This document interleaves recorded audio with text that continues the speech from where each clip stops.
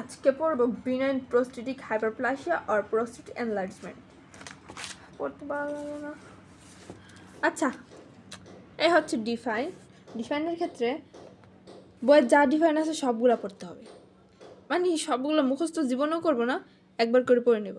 পড়ে নেওয়ার পর যেখানে যে লাইনটা ভালো লাগবে সবগুলো একসাথে জোড়াতালি দিয়ে একটা ডিফাইন লিখতে হবে, মানে এখন না লিখলেও হবে, সরাসরি পরীক্ষার খাতায় গিয়ে লিখলেই হবে।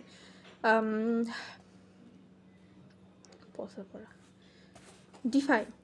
Benign prostatic hyperplasia is the enlargement of prostate gland resulting from increase in the number of epithelial cells and stromal tissues. খুবই পচা না?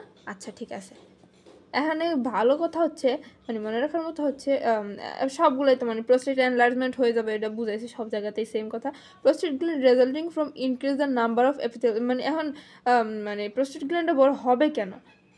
হবে এই একটা কারণে যে এপিথেলিয়াল সেল হচ্ছে নাম্বারে বেড়ে যাবে, অ্যান্ড স্ট্রোমাল টিস্যুস, মানে এপিথেলিয়াল সেল আর হচ্ছে স্ট্রোমাল টিস্যু, এই দুই বান্দা হচ্ছে মানে নাম্বার বেশি, মানে সংখ্যায় বেড়ে যাবে, যার কারণে হচ্ছে প্রোস্টেটটা ফুলে যাবে। আচ্ছা, 2 নম্বর সংখ্যার মধ্যে সুন্দর মতো কিছু নাই, না পড়লে হবে।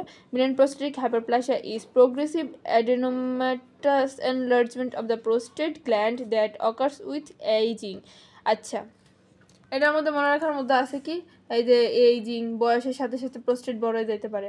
অ্যাডিনোমাটাস এনলার্জমেন্ট, এটা কি জানো আমার মনে নাই, যাই হোক এটা মূলত কিসের জন্য যেন হয়, মেবি ইস্ট্রোজেন হরমোন নাকি, মেবি ইস্ট্রোজেন, হ্যাঁ এই যে ইস্ট্রোজেন লেভেল হচ্ছে বেড়ে যায়, যার কারণে হচ্ছে বিপিএসটা মূলত হওয়ার আশঙ্কা থাকে, নট সম্ভাবনা।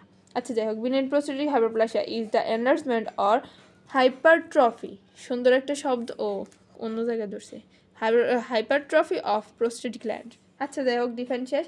মোদ্দা কথা, ডিফাইনের মধ্যে বিপিএইচ মানে হচ্ছে বিনাইন প্রোস্টেটিক হাইপারপ্লাসিয়া অথবা প্রোস্টেটিক এনলার্জমেন্ট, এটা হয় মূলত increase the number of epithelial cells and stromal tissue, আর এটা হচ্ছে এইজিংয়ের সাথে সাথে রিস্ক থাকে মানে প্রোস্টেট বড় হয়ে যাওয়ার, কারণ হচ্ছে বয়স বাড়ার সাথে সাথে মেলদের ইস্ট্রোজেন লেভেলটা হাই হয়ে যায়।